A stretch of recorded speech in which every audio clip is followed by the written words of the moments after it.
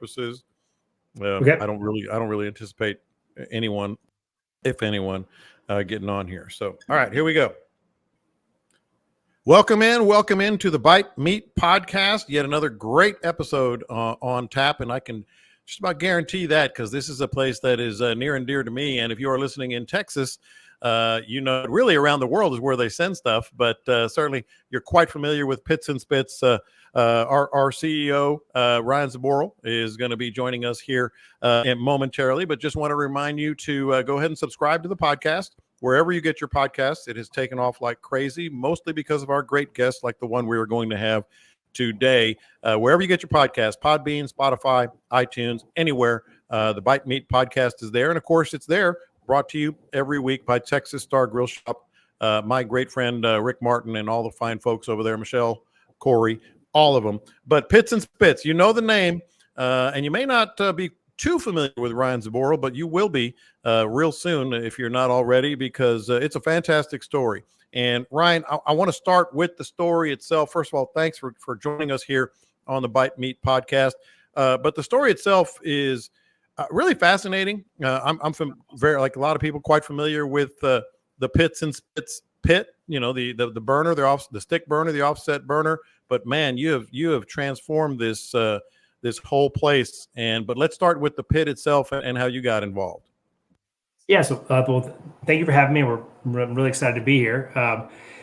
So my background, I'm from a small town outside of Houston. Grew up kind of a rural, kind of a gray collar upbringing.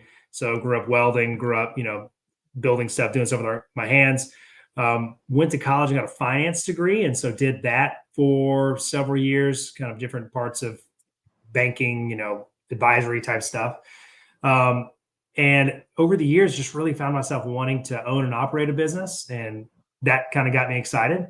And in 2014, made that jump, and Spitts and Spitts was what ended up buying. And the company has been owned by kind of several different groups. But I would say that we really have kind of try to really respect the brand and kind of keep it, truest to kind of the original founders.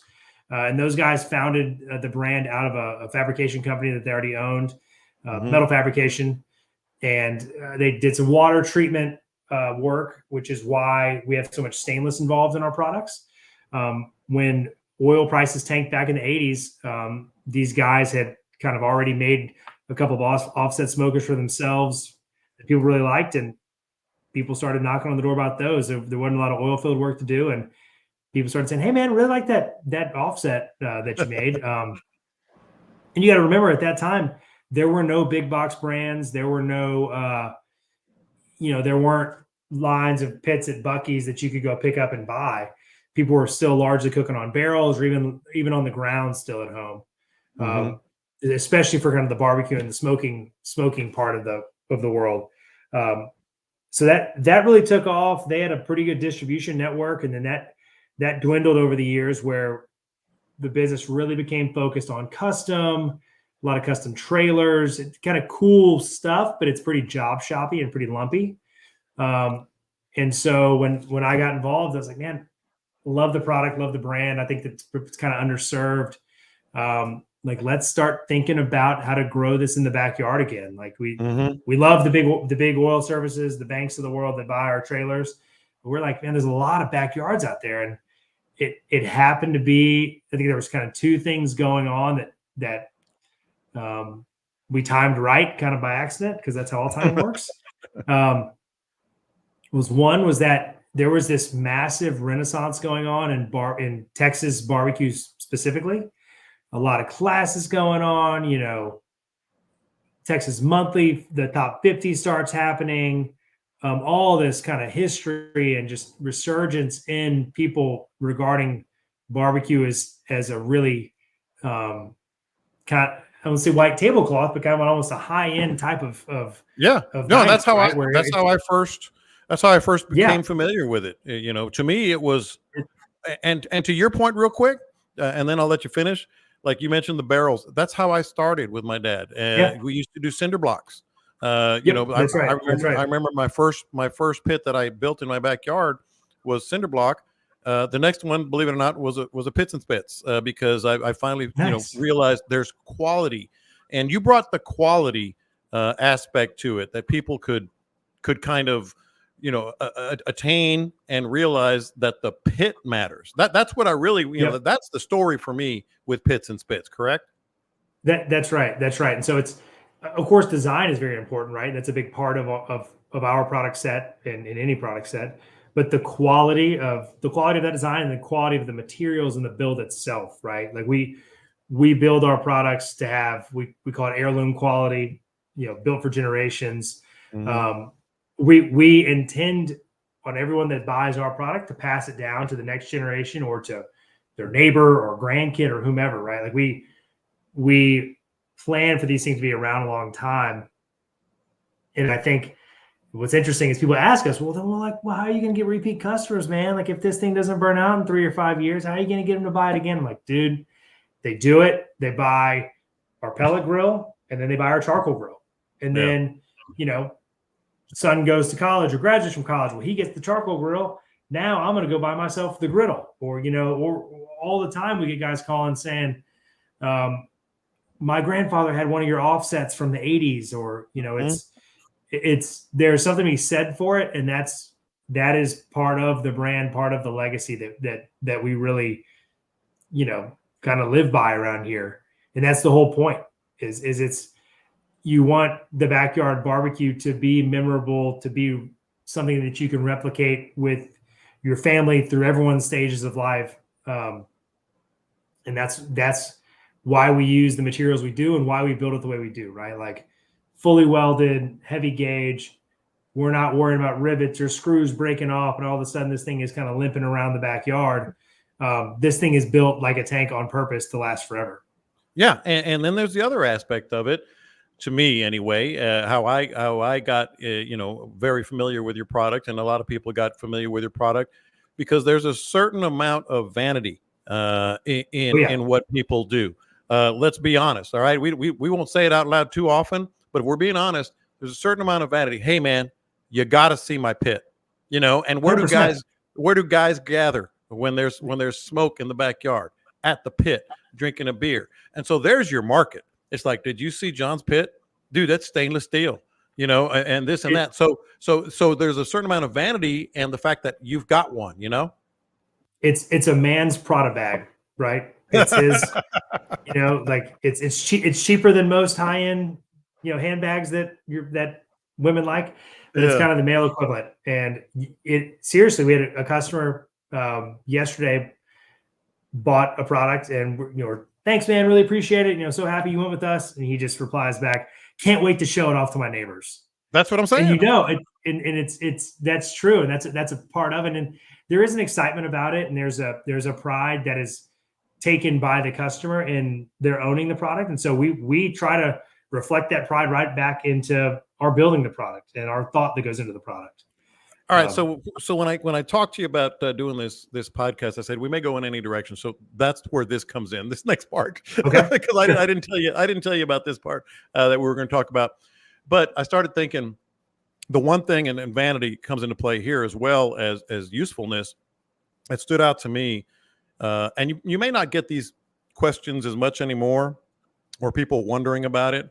But when I first saw stainless steel, I went, okay, well, that's a high quality product, first of all. Mm-hmm. And secondly, does stainless steel work? Did you get much of that, or did the company get much of that early on? Like stainless steel barbecue pit, how does that work? Or what was that? What was that like? So we don't get that question as much. We used to get the question every now and then we still get it. People will ask, does stainless hold heat as well as carbon? Right. And the technical answer is that there are some differences, right? Because of the polished surface, it wants to be more reflective. So you could argue it actually keeps the heat in the pit itself, right? It wants to let that heat remain in the air versus being passed through the walls. However, in a backyard barbecue setting, or probably even a restaurant setting, right? Like it's negligible. Like you're not really going to notice any difference. I mean, if you're SpaceX, you'll probably notice it because of the tolerances required there. But not in this setting. So for us, it's important, I think, in two aspects. And one, when it comes to like our full stainless products, there actually is functionality to that, because we're 45 miles from Galveston, right? Like, you can be at the coast in less than an hour.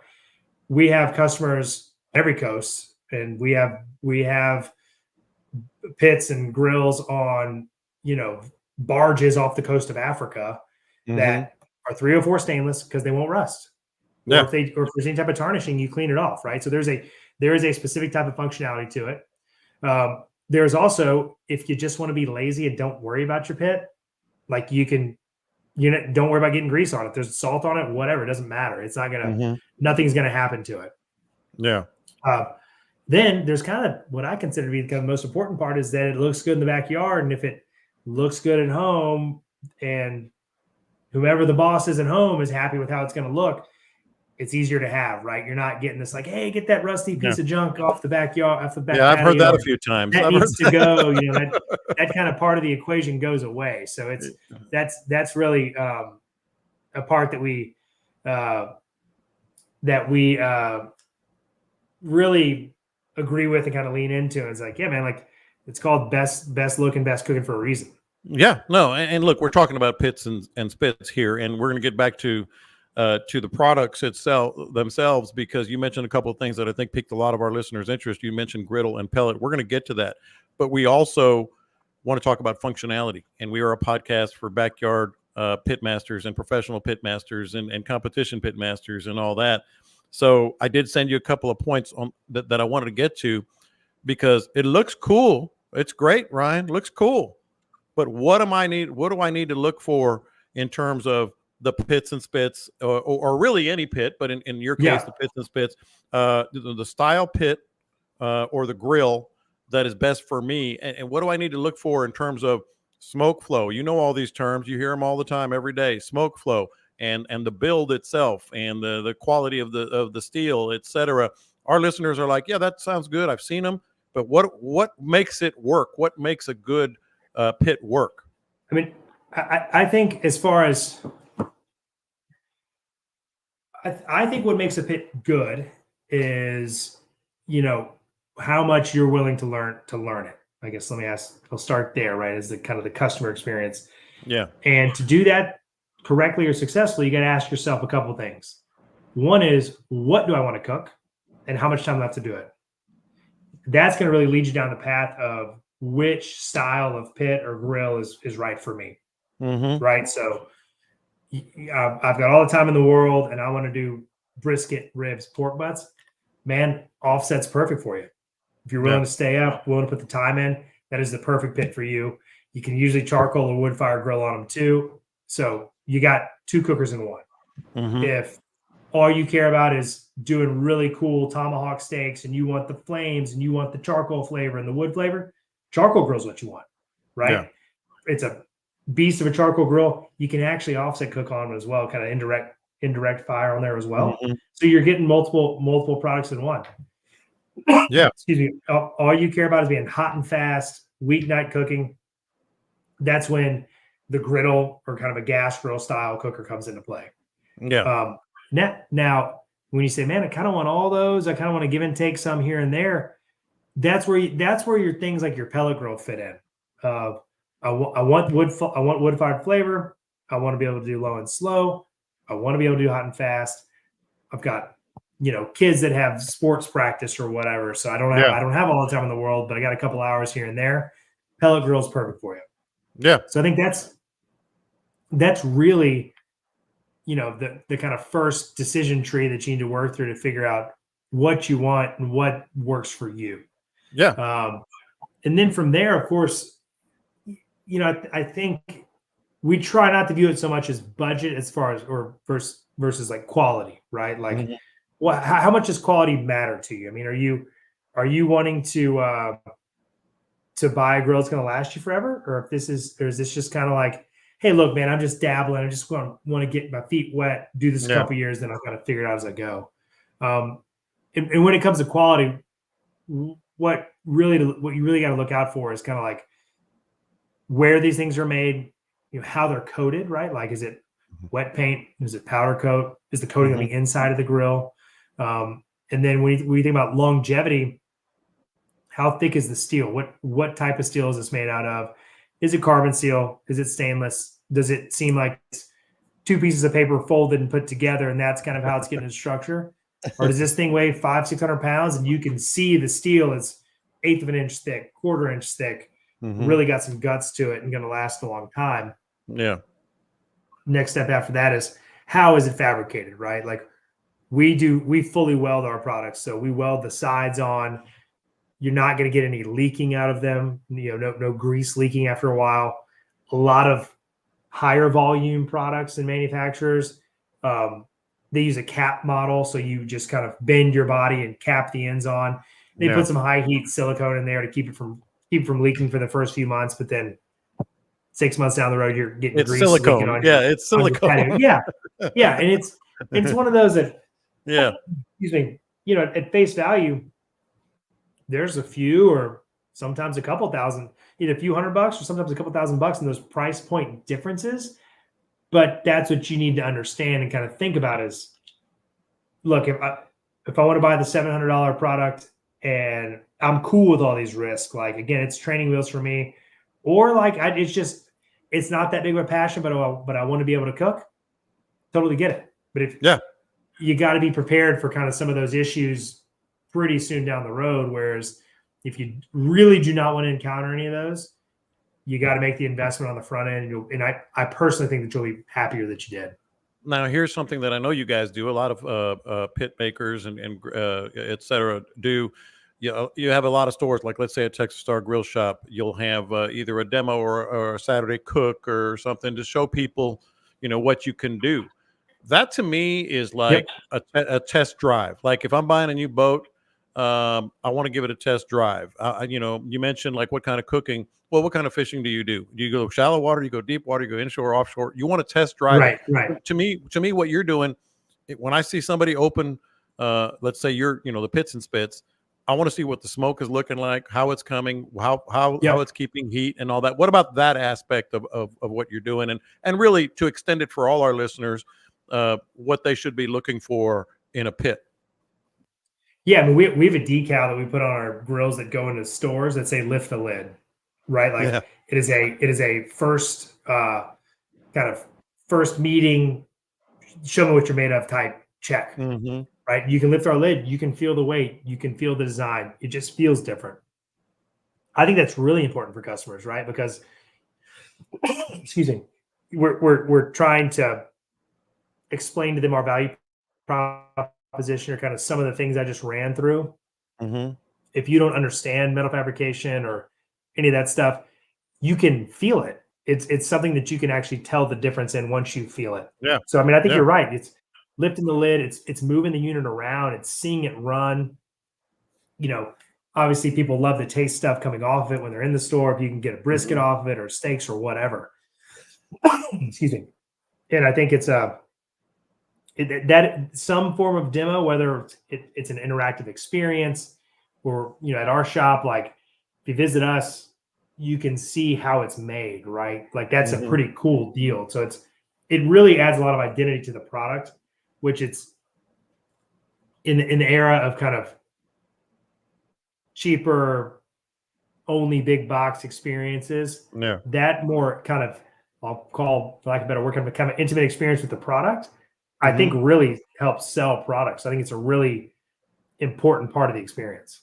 Yeah, and you're talking about like the experience. The experience itself is part of the fun. I'd love when my meat comes off whatever protein I'm cooking off of the grill or the pit or whatever. But the experience is what I'm talking about. It's part of it, and not just drinking beer and hanging out in the backyard, but I mean the actual experience of cooking. When people are trying to keep temperatures right. All this stuff matters in terms of the experience because a lot of times you're burning through a lot of wood or you're it's not properly seasoned and such. So, the experience of, again, we'll start with yours, of how you're doing, how you're doing the cook, to me is about as important as anything because you have to have the fire right. It has to be able to hold temperature and not use a lot. Right.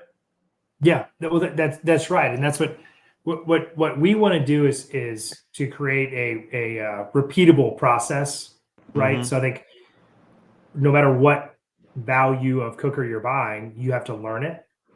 And what we try to do is narrow down the variables that are out of your control as a cook, Mhm. right? So you can't control barometric pressure, humidity, wind, that type of stuff. But if we're able to assist you by giving you a larger heat sink by using heavier gauge steel, saying we're giving you plenty of cooking space with the right size pit, Mhm. specifically for offsets, you enlarge your firebox, it gives you more control over your fire, right? So some things like that. Now you're able to focus on the cook itself versus all these other kind of like handicapped outside, stimuli that like Yeah. prevent you from you can't even focus on the important stuff of like good quality meat, good seasonings, good sauces, good rubs, all that stuff because you're fighting your fire the whole time. Right. Or or like you can't get your lid to shut flush, or you don't have a rain cap, so you're getting rain in your pit. Like we take care of all that stuff so you can focus on the other stuff. And I'm not trying to, blow smoke here, no pun intended, but like Pitts and Spitts really has been a pioneer. We talk Yes, about a man's Prada bag, which by the way, I'm stealing for the headline of this podcast, but, go for it. and the stainless steel and the backyard vanity and all that, but it really is pioneering in that way. And I Yeah, feel like that's one of the things that, if you're gonna purchase it, if you're gonna purchase a pit, where the standard is. I mean, that's got to be a real sense of pride for you guys, just in general. totally. I mean, we get when we define who we are as a business or who we are, kind of what our values are here, right? One of I'll say that kind of one of our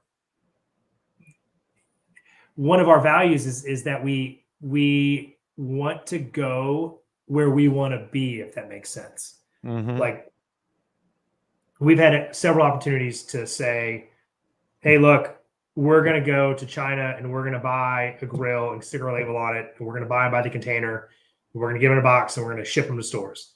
Mm-hmm. That really puts us in kind of what we call like a Me Too position. We're like, hey, like me too, like I have a grill too. Yeah. Whereas what we realized was that the brand was born out of being the first at something, right? We're largely credited with being the first kind of commercially available offset smoker for the backyard. Mm-hmm. There's some guys right around us, right around that same time frame, but I mean, we happily say, yeah, that was us. we were the first pellet grill that was made in Texas. I mean, in 2016, we did that before anyone else did. Mm-hmm. We're in a very small group of American-made pellet grills. I mean, it's like counting on one hand how many guys do that. We are one of only two American-made built-in pellet grills. Mm-hmm. We are one of, to my knowledge, only two, maybe three American-made gas griddles, right? So like that's where we like to be, where like we like to be the type of product that we want to buy. Yeah. And so we like to try, and if we're going to go somewhere, we like to try to do it better than the guys we're going to be next to. And we like to try to be more affordable than they are. Mm-hmm. And so that's really our mindset of like, why is no one else doing this? Well, that seems like kind of a small why. So like, let's go ahead and do it. Yeah. That's kind of been our approach to everything. And even like with the, electronics on our pellet grills, like there's been some, again, high quality brands that you could kind of jump on board and have those guys make, your controller for you. We're taking a different route and saying, man, we're going to make our own controller, right? We want it to be ours. Is it different? Totally. Like, do we think it's better? Yeah, we certainly do.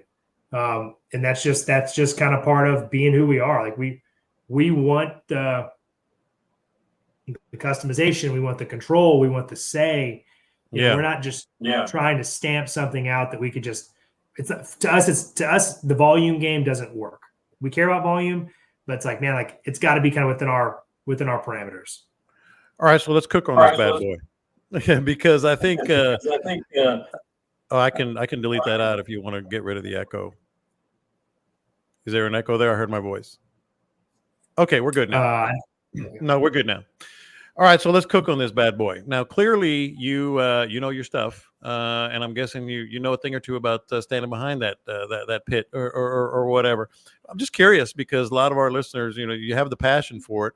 What is your favorite way? What are your favorite proteins? What is your favorite thing to put on? Let's start with the pit because I'm going to get to the griddle and the built-in, et cetera, in a little bit. But because frankly, the reason I thought of this is because if I bought a brand new Maserati, and I'd be a little bit intimidated to drive that son of a gun, because I don't want to mess up. And that's what I'm talking about. Like, it can be intimidating to cook and smoke on something like that, where everybody's going to see it and they're going to have a standard. What about you? What do you do best, and what do you recommend? My favorite, so my kind of go-to having people over, Ryan's got to cook something, is pork ribs. Mm-hmm. And I typically cook baby back. I know restaurants are always cooking, spare ribs. I like baby back. And I think that they're affordable enough and easy enough to cook that it's a great starting point. Mm-hmm. And just with by the nature of that protein, it's so forgiving. If you overcook it, you say, "Oh, it's supposed to be fall off the bone." If you undercook it, like if it's kind of burnt or whatever, right? Like, it's more, "Oh, I meant to kind of char those and kind of crisp them up on the edges," right? Like, there's all these excuses you can put around it. So and because you have the bone on the bottom, it's pretty tough to mess up the actual meat. Yeah. And I think that they're fun, right? Like, pork takes seasonings and rubs so well. Mm-hmm. So you can cut them into smaller pieces. You can just try all sorts of different spices and rubs and approaches on them in the same cook. So that's my go-to. And then, of course, I love cooking brisket. I mean, that's every guy from Texas. That's his kind of white whale from when he's a young kid. So, I mean, that's my favorite, beef item to cook. I do love a good beef rib too. They're great because they're kind of like mini briskets, right? So you're cooking 15 pounds of food. Yeah. I need to do those more often. I just kind of forget about them, if that makes sense. Like, well, they're a little expensive, but man, you talk about you're going to feel like you're Aaron Franklin because if you cook it right, it is so good. Well, and this is going to sound silly, but when you buy it, so a brisket, when you buy it, looks like kind of how it's going to end up when you cook it, right? Same shape. Mm-hmm. Those ribs, because that meat pulls up and kind of sucks up so much on that bone and stands up, they don't look like, you look at the rib and you're like, there's no way this is the right product. Like, where's all that meat going to come from? Then you cook it and it shows up. So it's, psychologically, it's always a tough one for me, but it's the couple of times I've done it's great. All right, I'm going to prove to you that I wasn't just blowing smoke at you when I said you're pioneering, because you are in the pellet grill market, and you are really making a lot of hay and have made a lot of hay in the pellet grill market. But that's not what people consider pioneering Pits and Spitts in the terms of pellet grill. A lot of people say Traeger, or whatever. And that's just a fact, but the pellet grill market right now, I was in Texas Star Grill Shop the other day. I said, there's one, there's another one, there's another one, there's another one. Like, this is something that you talk about expanding your market. Like, this is an entry point to sort of fast track to a high level of cook. I mean, how much did that play into, hey, I know it did, you got to always worry about your market. And you also have to think about what we have is awesome. But those Traegers over there, they're selling like crazy. We got to get into that, but yet you did it yourself. So that's why I wanted to ask you about that. It's fascinating because now you look at some of these ratings of pellet grills, and Pits and Spitts is right at the top. Yeah, so I fought it at first when in 2014-15, a buddy of mine had a Traeger, and I'm like, that's not real barbecue, man. That's cheating. Like all of us did at once. Yeah. And then Rick at Texas Star bought a couple of our offsets, and that's kind of how we got to know each other. And he would kind of suggest, like, man, you gotta look at this pellet grill thing. You gotta figure it out, And I'm thinking, I don't know how to do that. Like, I'm not worried about it. This is gonna go out of style, like, because at that time you got to keep in mind, Aaron Franklin's kind of starting to blow up. Mm-hmm. Like even like Jess Pryles, like what she's built now today was kind of all just starting, right? So like you're seeing all these offset kind of traditional style cook, Mm-hmm. excuse me, start to get all this traction. So I'm thinking, man, like it's gonna come back to stick burners. It's gonna all be charcoal grills.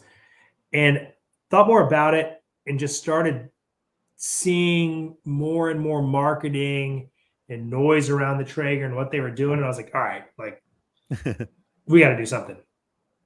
So we just figured it out. And that was when it hit me, was kind of, guys would kind of pull you aside and say, hey man, like, what do you think about the pellet grill? Because I would love to barbecue more, but I just don't have the time to do it on offset. I'm like, okay, that's it. That makes sense now.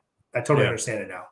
And so you're right. I mean, I always say it's been just the total, like, it has created so much accessibility to barbecue for That's people what I that say. are scared of it or don't have Mm-hmm. time to do it. And then what they do is they end up buying it offset later down the road from us. So it's like, yeah, man, like it's helped us build out an entire portfolio of cooking products so that you could actually go build a backyard around just our brand if you wanted to. Yeah. And yeah, so I'm very thankful we got into it when we did, because we've kind of gotten to ride the wave up, and it really has been our lead product for when we call a lot of dealers, right? Yeah. Now we have a whole portfolio we can offer them, but man, back in 2017, like you wanted to grow through wholesale, you better be calling about a pellet grill. Yeah. Because that was what was hot and what everyone wanted. Did it open your eyes to the griddle and what you now have is a built-in pellet grill, or was it just a common sense thing to do? Because maybe it's just me. Maybe I'm just late to the game because I've always had offsets and I've got a pellet grill and stuff like that. But I was late to the game. It seems like just in the last 3 or 4 years, griddles have just gone. It's like the next wave. Yeah. So griddles have just totally taken off. I mean, they're the fastest selling, fastest growing segment in the market.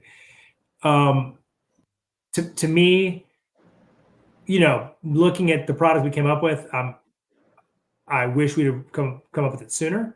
Mm-hmm. We haven't really had time to focus on new products in the past 3 years, right? Like 2021 really were just crazy for us. Like we were just trying to like keep our heads above water. Yeah. 22, well, the total, grilling economy is just like totally hung over from COVID. So then now you're fighting on the way down, saying, well, all these, it's a total fight to stay alive on the retail side. So it was a little late to get on our radar. And then I think also to my, detriment, I had a hard time believing that there would be a high-end economy for this product. But then one night I'm thinking, man, like, look at the pellet grill market. It's the same concept, right? You got your gateway drug at $700, and then you got your long-term partner at $3,000. Yeah. And so that's really the approach we're taking, is that for people that want a product, for people that want a fully stainless product that's American made, it's there for them now. And we hope to capture a lot of these guys that have had, the big name brand that's out there, great product, but the griddle top rusts and that the legs rust and it'll fall apart over the years and rust out. And we hope that when that happens, we're their phone call. Yeah, that's the common thread with all these, right? Like you have the stainless and you're committed to it. Like it's what maybe you're using to separate yourself, correct? Yes. Yeah. That's exactly right. That's exactly right. It's that, and heavy gauge material and like high heat, right? So we're using higher BTU burners to get really hot, really fast. And then also just like some heavier duty design stuff. Like you don't feel like you're going to break this thing when you move it around and when you grab onto it. A couple more things here real quick with you, because just kind of going back to the griddle, I was just thinking as you were talking, the one thing I like about it is you can cook breakfast, lunch, and dinner on it. And that's not always the case with a pit or even a pellet grill. We were on vacation at Canyon over the 4th of July weekend, and the place had a griddle as well. So I literally did that one day, and I told my wife, I said, "You realize I cooked all 3 meals out there on the griddle? That's a market, baby." Well, totally. And that was kind of what sold me on it. And that we built a prototype here, and I took it home, and no bacon smell in the house the rest of the day, right? Like everybody loves the smell of bacon at the time, but then all Saturday your house smells like bacon. So it kind of solves that problem. And it was like, all right, that to me that is a actual problem solved that people care about. Yeah. So you can do that, tons of burgers on, smash burgers on it are super fun. Steaks on it. Our lid detaches. So like we'll take the lid off and we'll do hibachi night and flip shrimp at people and do the Oh, wow. onion volcano. So it's a complete cooking system, and it's a really engaging cooking system. It's Right. a much friendlier to stand around because there is no smoke. Yeah. I had like 10 tortillas and the eggs and the bacon and the sausage all on the same griddle. And then lunch was whatever. But anyway, last thing, this built-in pellet grill, you got my attention, man. I mean, you got my attention on that. Before we let you got to tell us about that because that's relatively new as well, correct? Yep, it is. It is. So it's a built-in. It's a drop-in, call it, kind of similar like a gas grill design, right? So it's actually going to slot into your outdoor kitchen. We are making a cart for it as well, so that you can have a backyard model. It's a little bit. It's about 1,300 square inches, so a little bit bigger than our 1250. Fully stainless, all 3 or 4 stainless, made here in Houston. It's going to have our new touchscreen controller on it. Has a slide-out front shelf that actually has a couple storage compartments, but that shelf then seals into the body and the lid of the grill to seal it up from water. So you're not going to get any water intrusion in this thing because water's the enemy when you're cooking with pellets. Yeah. It's an 18-pound hopper. So we did this yesterday. We ran it for, 18 hours at 225, and we had pellets left, right? So you got plenty of space in there to cook for a long time. And it looks great. I mean, it fits right in an outdoor kitchen. It looks high end, is high end, will match your appliances. It's going to be a really nice addition for someone that's looking to do that low and slow cooking, but wants to kind of clean up their patio, right? And wants to have this kind of nice built-in look. Yeah. Well, man, this has been really informative, really good. And of course, it's pittsandspitts.com, if I'm remembering it correctly. And you spell out the word and. But I truly, I know I didn't want this to be a commercial, but I also wanted it to be informative of what people can look for. And I'm glad we covered all that and all that stuff. But really appreciate you joining us, man. Thanks, John. I really appreciate it. I'm happy to come back anytime and come by the shop.